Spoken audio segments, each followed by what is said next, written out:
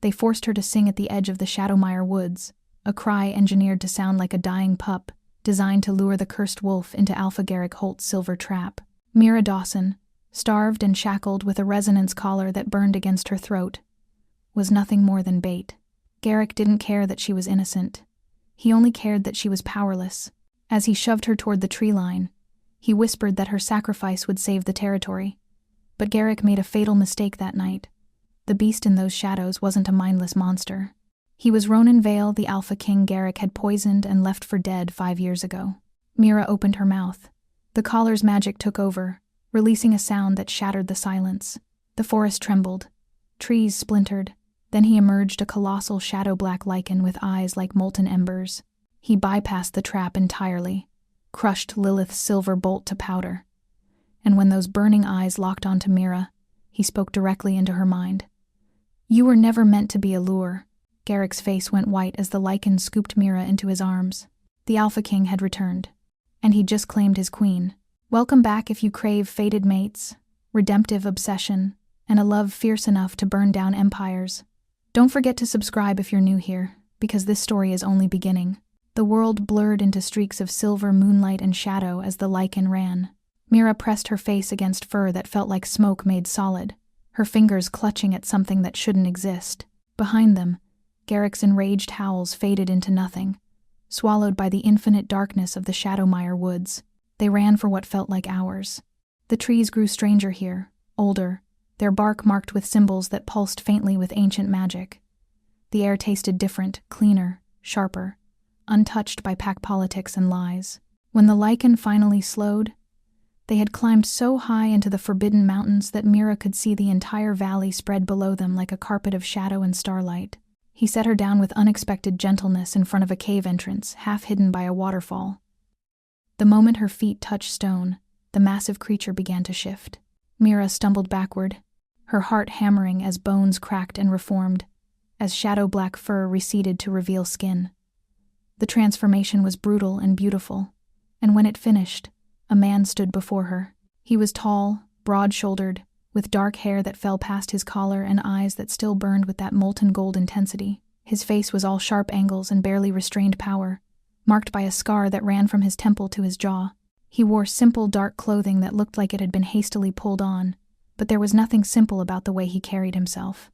This was someone who had commanded armies, someone who had worn a crown. "You're him," Mira whispered, her voice breaking. "You're the Alpha King, Ronan Vale, but you're supposed to be dead." His expression was unreadable as he studied her, those gold eyes tracking every detail of her face like he was memorizing it. "I was supposed to be. Garrick made certain of that when he poisoned me 5 years ago during the Blood Moon Feast. Silver nightshade mixed with wolfsbane enough to kill any alpha 3 times over." He moved closer, and Mira felt the raw power radiating from him like heat from a forge. "But I didn't die. I just diminished. Lost my connection to the pack. Lost my ability to challenge him legally." "Then why now?" Mira's hands were shaking. "Why reveal yourself tonight?" Ronan's jaw tightened. When he spoke again, his voice was rough with something that sounded like wonder and fury combined. "That cry you made, it wasn't just engineered to sound like a dying pup. The frequency, the specific harmonic resonance, the way it bypassed every natural defense I've built." He reached up slowly, giving her time to pull away, and touched the collar still burning against her throat. His fingers were surprisingly gentle as he examined the cursed thing. This collar was designed to emit the one sound in existence that a true Alpha King cannot ignore: the mate call. Mira's breath stopped. "What?" His eyes met hers, blazing with absolute certainty. "You're my fated mate, Mira Dawson. And Garrick just handed you to me." Mira's knees gave out. She would have collapsed if Ronan hadn't caught her, his hands steadying her with a sureness that felt like an anchor in a storm. The collar still burned against her throat, but his touch somehow made it bearable. "I don't understand," she whispered. "Fated mates are rare, 1 in 1,000 pairs. And I'm nobody. An Omega who scrubs floors." "You were never nobody." His voice was low, fierce, and Garrick knew it. That's why he chose you specifically.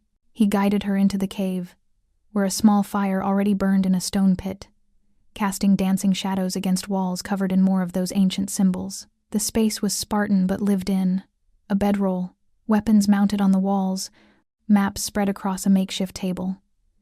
This was where a king had survived in exile. Ronan moved to a wooden chest and pulled out a heavy cloak, draping it around her shoulders before she could protest. Then he knelt by the fire, his expression hardening as he stared into the flames. 5 years ago, during the Blood Moon Feast, I was at the height of my power.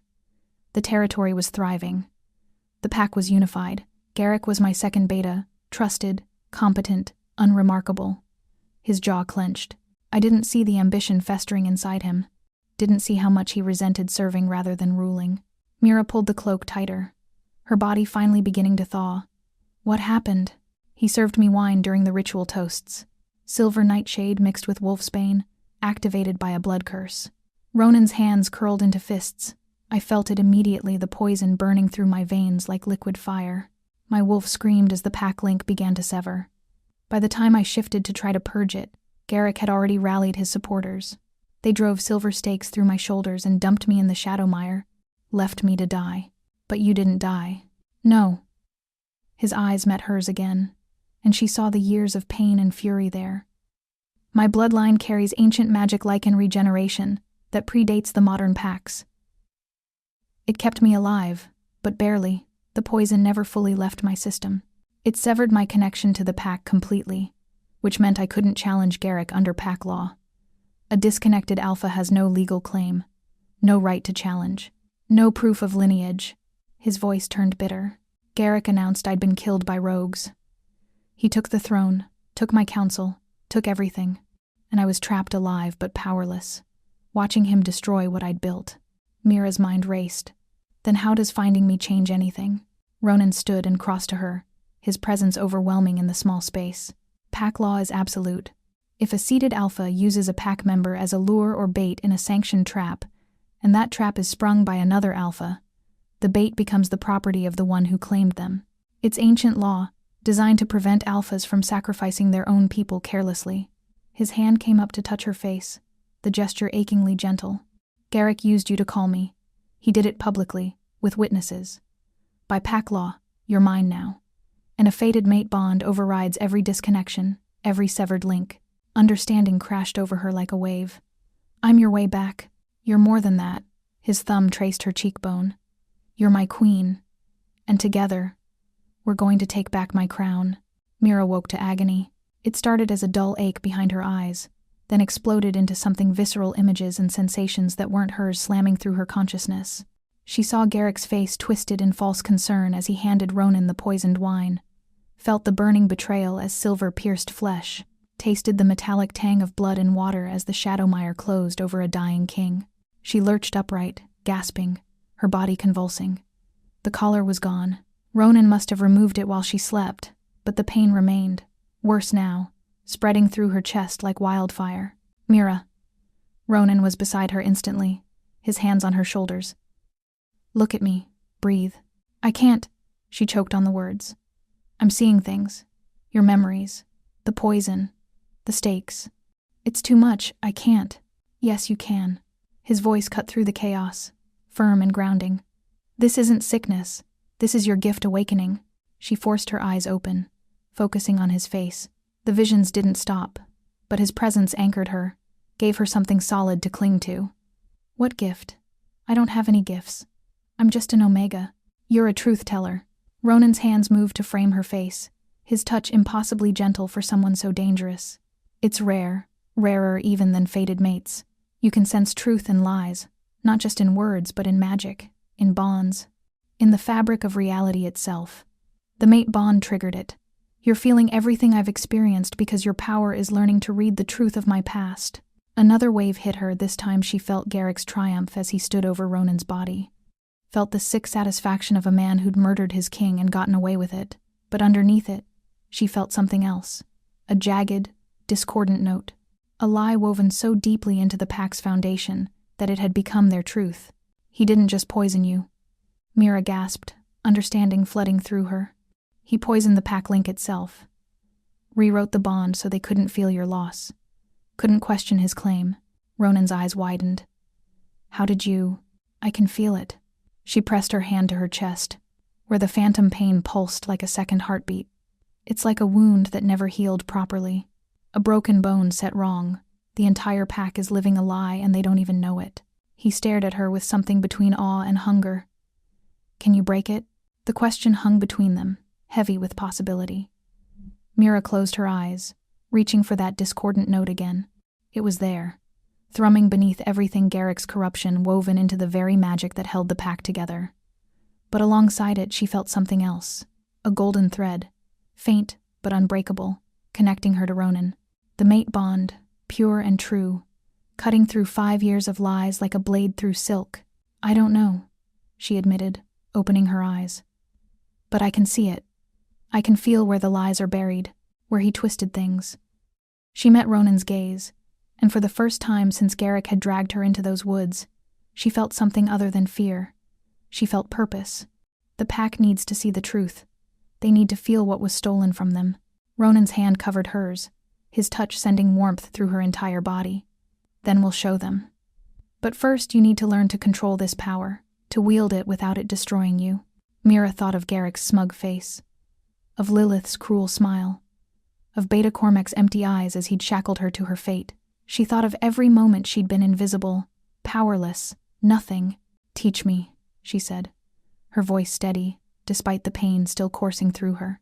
Teach me everything. The training began at dawn. Ronan led Mira to a clearing high above the cave, where the morning mist clung to ancient stones like ghosts. The air tasted of pine and wild magic, untainted by pack politics.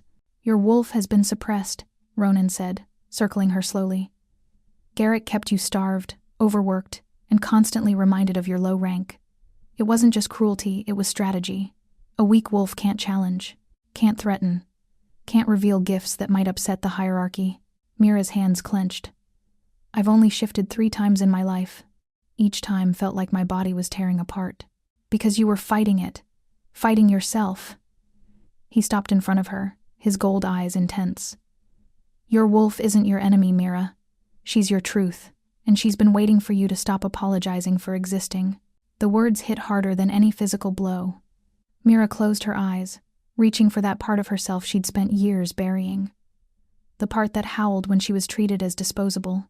The part that wanted to bite back. Feel the mate bond. Ronan's voice was closer now, his presence wrapping around her like smoke. Use it as an anchor. I'm here. You're safe. She felt it then, that golden thread connecting them, pulsing with warmth and certainty. She stopped fighting, stopped apologizing, and let go. The shift was nothing like before. Instead of agony, it was liberation. Her bones reformed with liquid grace, fur erupting across her skin in a cascade of pure, brilliant white. When she opened her eyes, the world had sharpened into crystalline clarity. Every scent, every sound, every living thing hummed with presence. Ronan had shifted too, his massive shadow-black Lycan form a study in controlled power. When he looked at her, she felt his emotions through the bond: awe, pride, possessiveness, and something deeper that made her wolf preen. You're magnificent. His voice resonated in her mind, clear as spoken words. Light to my shadow. The other half I didn't know I was missing. Mira's white wolf circled him, testing this new form, this new connection. I can hear you. In my head, the mate bond allows it. But your truth sense makes it stronger. He moved closer, his larger form dwarfing hers, yet she felt no fear. Try to sense my emotions, not through the bond, through your gift. She focused, reaching with that new sense she'd discovered. Immediately, she felt it, the truth of him radiating like heat. His love for his lost kingdom, his rage at Garrick's betrayal, his fierce determination to protect her. And underneath it all, a vulnerability he showed no one else. The fear that he'd failed his people, that he wasn't worthy of getting his throne back. You are worthy, she sent back, moving until they stood nose to nose. I can feel the truth of you, Ronan. Everything Garrick said about you was a lie. Something shifted in his eyes. He lowered his massive head, pressing his forehead to hers in a gesture of perfect trust. Over the following days, they trained relentlessly. Ronan taught her to fight, to hunt, to move through the forest like a ghost. Mira practiced her truth sense on objects he'd enchanted with minor spells, learning to feel the discordant notes of magical deception and unravel them with focused intent. Each broken enchantment left her stronger, more confident. At night, They lay by the fire in their human forms, and Ronan told her stories of what the kingdom had been, what it could be again. And Mira, who had spent her whole life invisible, finally understood what it meant to be seen. "We're ready," she said one evening, her hand finding his in the firelight. "It's time to face Garrick." Ronan's fingers tightened around hers. "There's something you need to know first." The messenger had been easy to catch. Too easy, Mira thought, watching the young wolf squirm against the ropes binding him to the oak tree. He wore the Silver Creek pack colors, but something about him felt wrong, like a note played slightly off-key. "I'm telling you the truth," the messenger insisted, his eyes darting between Ronan and Mira. "Alpha Garrick sent me to scout the northern border. That's all. I don't know anything about." The discordant sensation hit Mira like a physical blow. She stepped forward, her truth sense flaring to life, and the messenger's words began to unravel before her eyes. She could see them, invisible threads of deception woven through every sentence, corrupting the truth like rot spreading through wood. "You're lying," she said quietly. The messenger's face paled. "I'm not. I swear on my wolf." "Stop." Mira placed her hand against his chest, and the truth sense surged through her with startling intensity. The world tilted. Suddenly she wasn't standing in the clearing anymore. She was in Garrick's private study, watching him seal a letter with blood-red wax. Lilith stood beside him, her smile sharp as a blade. "The Iron Fang Alpha will arrive at the Moon Festival." Lilith's voice echoed through the vision. "Father, are you certain about this? Trading our sovereignty for protection?" "We have no choice." Garrick's response was cold, calculated. "The territory is fracturing. The pack senses something is wrong with my claim, even if they can't articulate it. Challenges are coming from every corner. But if we align with Iron Fang, Marcus Voss's army will crush any dissent. We'll maintain our positions, and he'll get the richest territory in the north. And the pack will learn to serve new masters, or die trying." Mira gasped, slamming back into her own body. The messenger stared at her with undisguised terror. "What did you see?" Ronan's voice was dangerously quiet. "Everything." Mira's hands were shaking. "He's not a scout. He's a courier, carrying confirmation to Marcus Voss of the Iron Fang Pack that the Moon Festival Treaty is ready for signing." She turned to Ronan, horror and fury warring in her chest. "Garrick isn't trying to stabilize the territory. He's selling it, all of it. The land, the sovereignty, the pack itself." Ronan's expression went utterly cold. When he spoke, his voice carried the weight of a king's judgment. "Tell me everything. Every detail." The messenger broke. Words spilled from him like water from a cracked dam.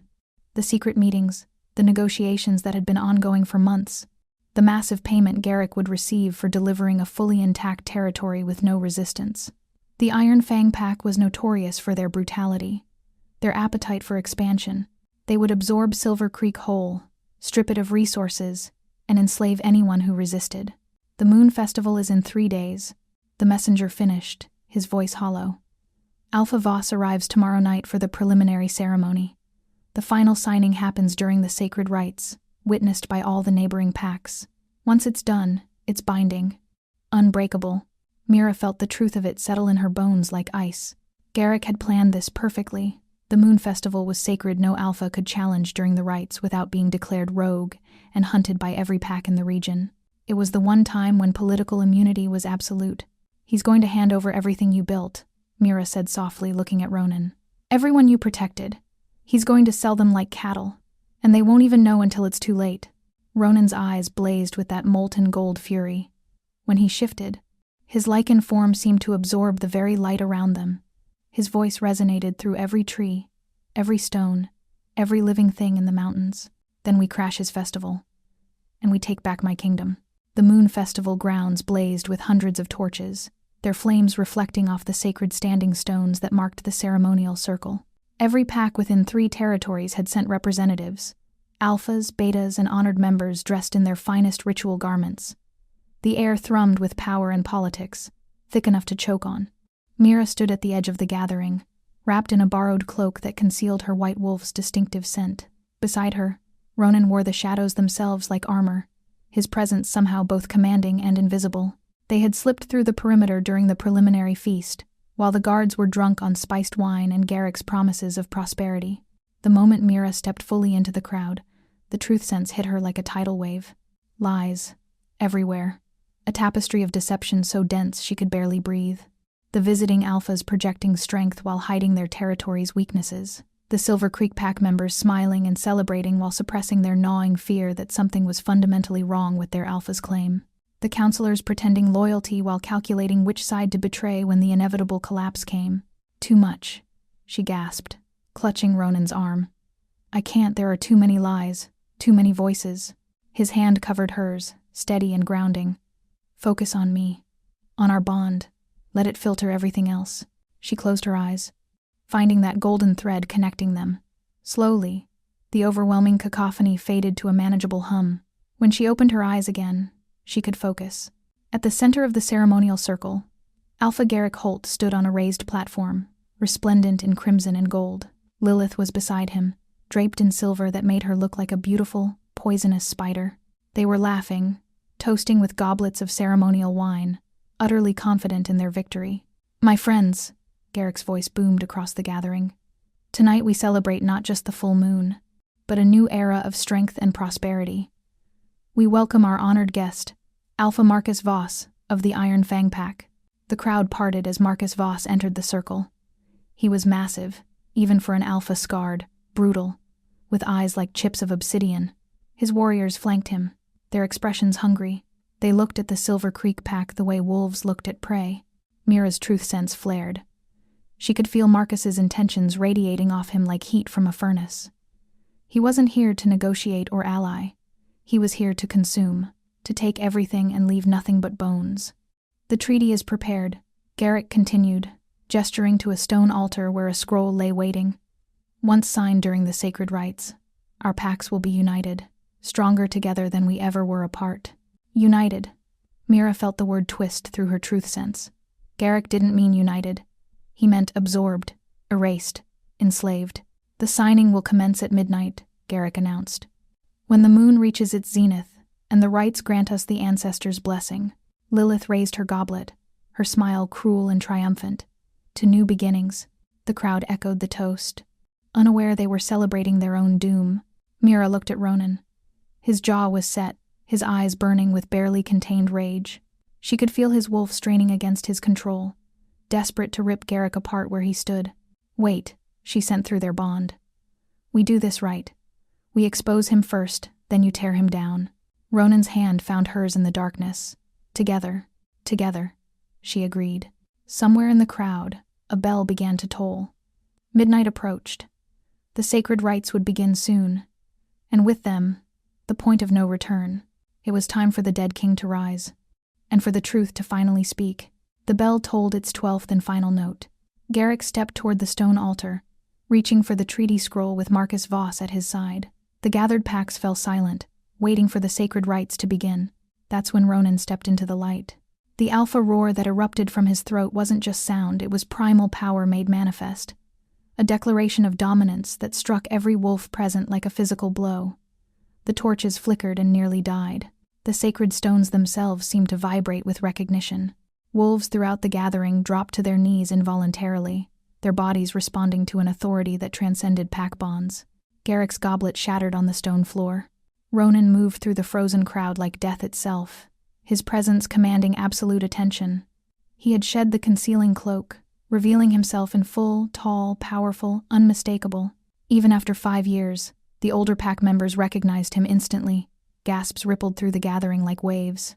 Impossible, Garrick whispered, the color draining from his face.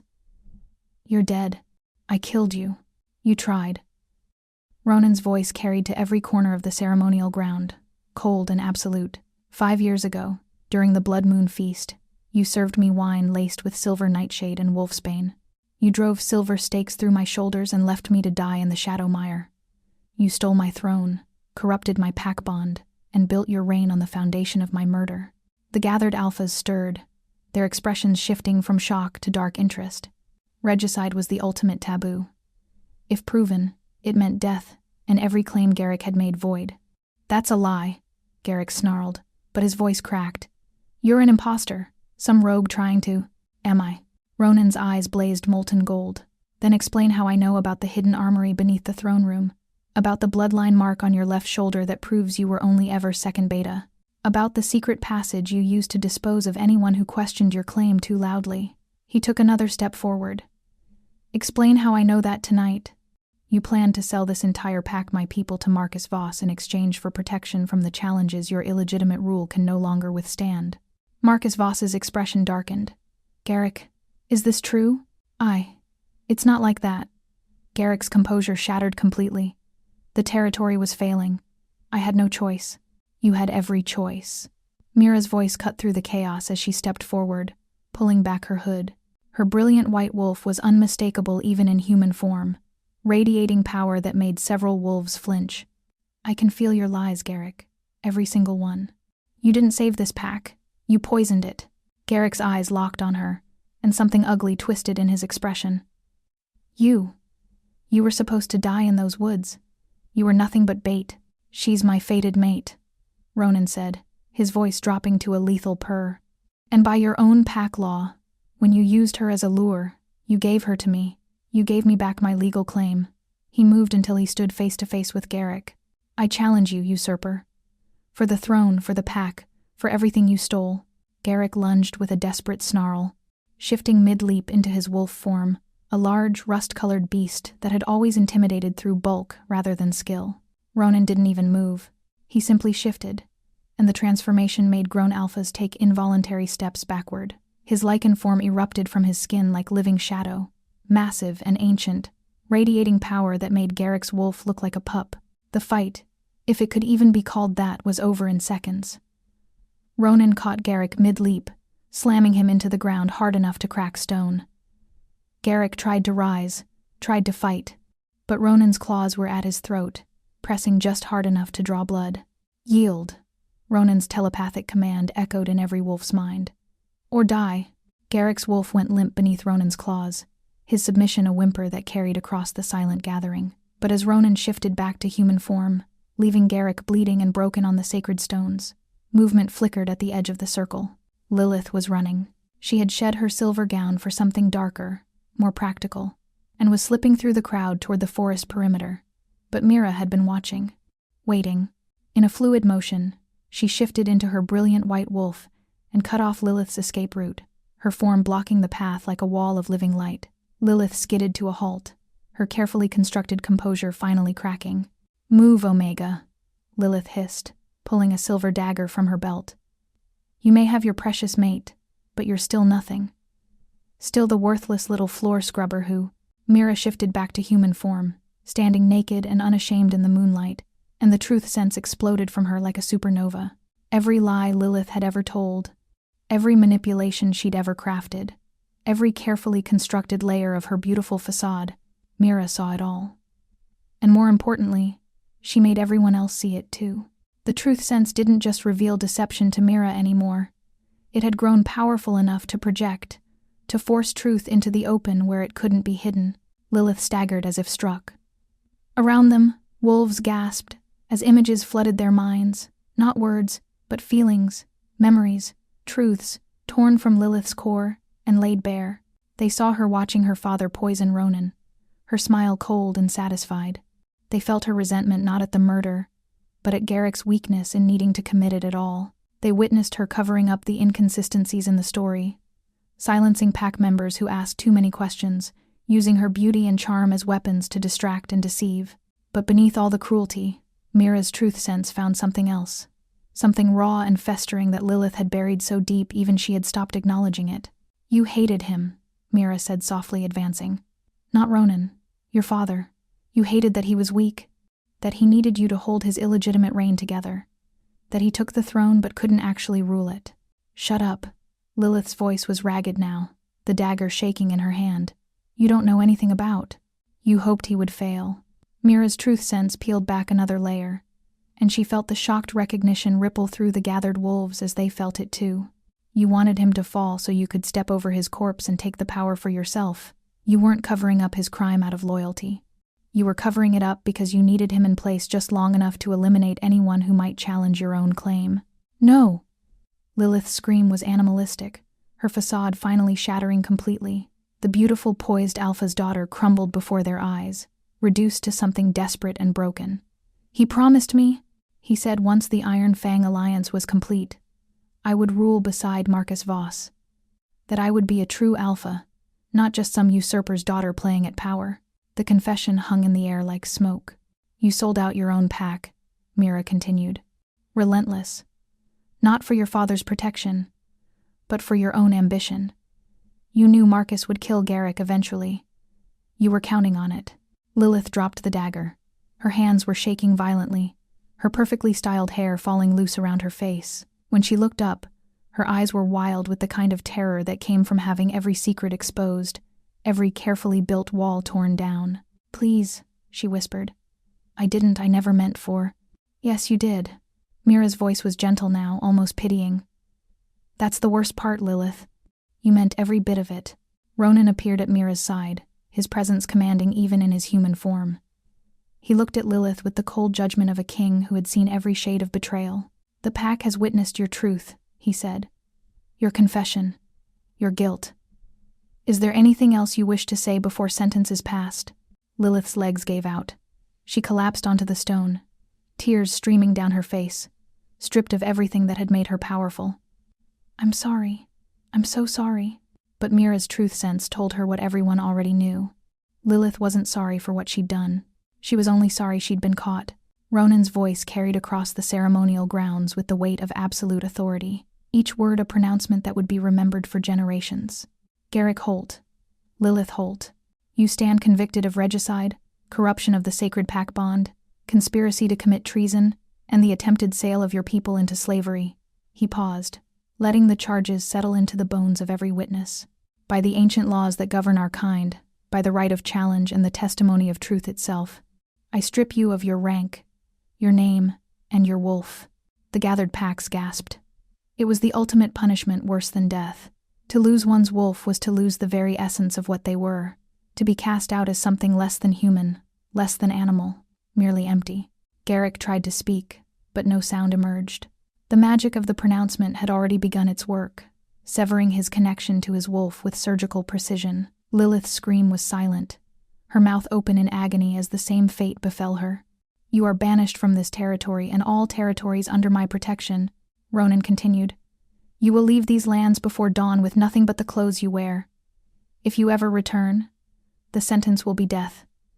This is my judgment as Alpha King." Marcus Voss stepped forward, his expression carefully neutral. "The Iron Fang Pack recognizes Ronan Vale's rightful claim. The proposed treaty is void." He shot one last disgusted look at Garrick's crumpled form. "We do not ally with oath-breakers and traitors." One by one, the visiting alphas bent their knees in acknowledgement. The Silver Creek Pack members who had served under Garrick's corruption followed, tears streaming down many faces as they felt the first stirrings of something they hadn't experienced in 5 years. The true pack bond, beginning to heal. Ronan turned to Mira, his hand extended. She took it without hesitation, and together they walked to the center of the sacred circle, where the ancient standing stones hummed with power. "This woman," Ronan's voice softened but lost none of its command, "is Mira Dawson. She is my fated mate, bearer of the truth sense, and the one who made this justice possible. I claim her not as my possession, but as my equal, my queen." He drew a ceremonial blade, cutting his palm, then offered it to Mira. She took it, her hand steady as she made her own cut. Their blood mixed as they clasped hands, and the pack bond exploded to life like a star being born. Every wolf present felt it, the connection that had been poisoned and severed now flowing, pure and strong, anchored by the shadow-black strength of their king and the brilliant white truth of their queen. The corruption Garrick had woven into the very fabric of their bond burned away like morning fog, leaving only clarity and purpose. Mira gasped as the bond flooded through her, connecting her to hundreds of minds, hundreds of hearts. She felt their relief, their joy, their fierce loyalty to this second chance. And underneath it all, she felt Ronan steady, powerful, and utterly devoted to her. "Ready to run, my queen?" His voice whispered through their bond. She smiled, feeling her white wolf surge to the surface with eager anticipation. Always, they shifted together, shadow and light. King and queen and the pack howled their approval. As one, Ronan and Mira leaped into the forest, their forms weaving through the trees with perfect synchronization. Behind them, the pack followed, a river of wolves reclaiming their territory, their purpose, their truth. The Shadowmire Woods had been a place of death and deception. But as the Shadow King and his White Queen ran through the newly purified darkness, life returned. The trees seemed to straighten, the air to clear, the very earth to sigh with relief. In the clearing they'd left behind, Garrick and Lilith were dragged to the territory border and thrown beyond it. No one looked back. Dawn was breaking when Ronan and Mira finally stopped at the highest peak. Their territory spread before them like a kingdom waiting to be rebuilt. Mira's white wolf pressed against Ronan's shadow-black Lycan form. And for the first time in 5 years, perhaps for the first time in her entire life, she felt complete. "This is just the beginning," Ronan sent through their bond, his gold eyes reflecting the rising sun. "I know," Mira replied, her own eyes gleaming with purpose. "And I can't wait." Together, they howled a sound of victory, of justice, of a reign that would be remembered as the moment darkness and light learned to dance as one. Thank you for watching this story to the end. If you enjoyed this story, you will surely love the next one.